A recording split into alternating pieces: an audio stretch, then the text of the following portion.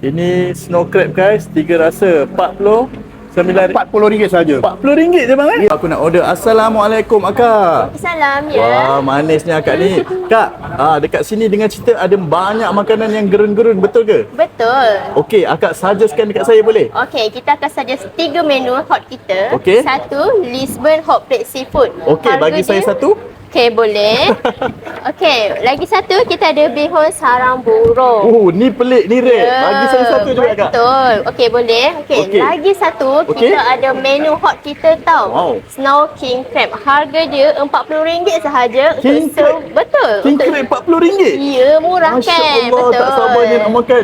Buatkan saya satu juga kak. Okey, boleh nak masak apa? Kita boleh masak apa-apa. Harga dia RM40 sahaja. Okey, 3 rasa kak. 3 rasa. Alright, boleh. Okey kak, lepas tu akak add on je mana-mana menu-menu yang gerun-gerun dekat kedai akak ni, boleh? Boleh, kita akan add on yang power-power, okey? Okey, mantap. Oh, okey, ni menu kita yang pertama tadi bang Ya. Apa nama dia ni bang? Lisbon Hot Plate Seafood. Oh, Lisbon Hot Plate Seafood Ya. Yang berapa ringgit tadi?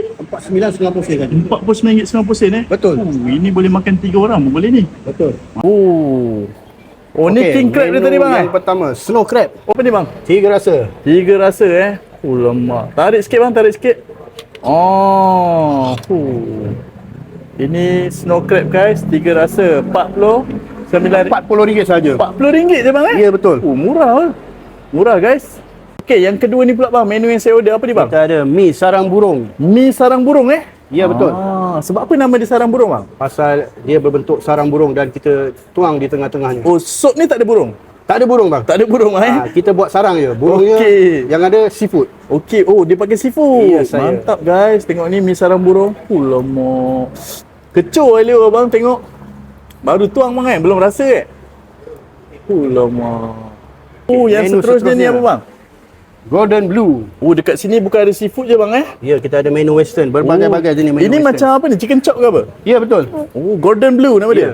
Wow. Menu seterusnya guys. Kita ada ramen seafood. Ramen seafood Ya. Masya Allah. Bang, dalam ramen seafood ni ada apa je ni bang? Kita ada kupang, Okey. kita ada udang Okay. dan dihidangkan dengan ramen. Oh, terbaik bang. Okey, kedai Bara Seafood and Grill ni terletak di Meru Kelang. Korang boleh je Waze atau Google Maps Bara Seafood and Grill.